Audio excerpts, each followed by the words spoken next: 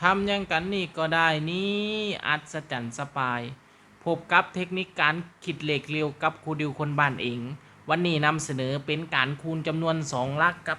11มาดูกันเลยว่าทำยังไง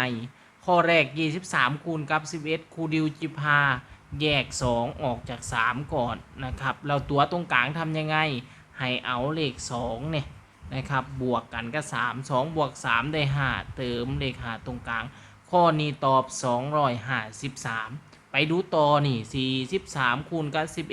1143คูณกับ11เราจับ4แยกออกจาก3ตัวตรงกลางทำยังไงเอา4ไปบวกกับ3 4บวก3ได้7เติมตัวตรงกลางดังนั้นข้อนี้ตอบ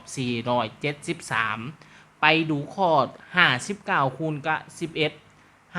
1159คูณกับ11จับ5แยกออกจาก9ตัวตรงกลางทำยังไงครูดิวบอกว่าให้เอา5บวกกับ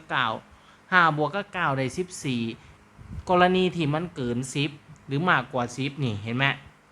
นะครับหรือเท่ากับ10นี่ใส่4แล้วก็ทดอีก1ดังนั้นเอา5บวกกับตัวทดอีก1กลายเป็น6ดังนั้นเลขตัวข้างหน้าจะเปลี่ยนเป็น6ข้อนี้ตอบ649นะครับไปดู89คูณกับ11จับ8แยกออกกับ9ตัวตรงกลางเอา8ไปบวกกับ9 8บวก9ได้17เติมเลข7ทด1 8บวก1กลายเป็นเท่าไรครับเป็น9เติมเลข9ดังนั้นข้อนี้ตอบ979ส่วนข้อ63คูณ11จะได้เท่าไรนั้นนักเรียนลองใช้เทคนิควิธีการที่ครูดิวสอนไปแล้วมาตอบใต้คอมเมนต์ครูดิวไว้เจอกันเทคนิคหน้าอัศจรรย์สปาย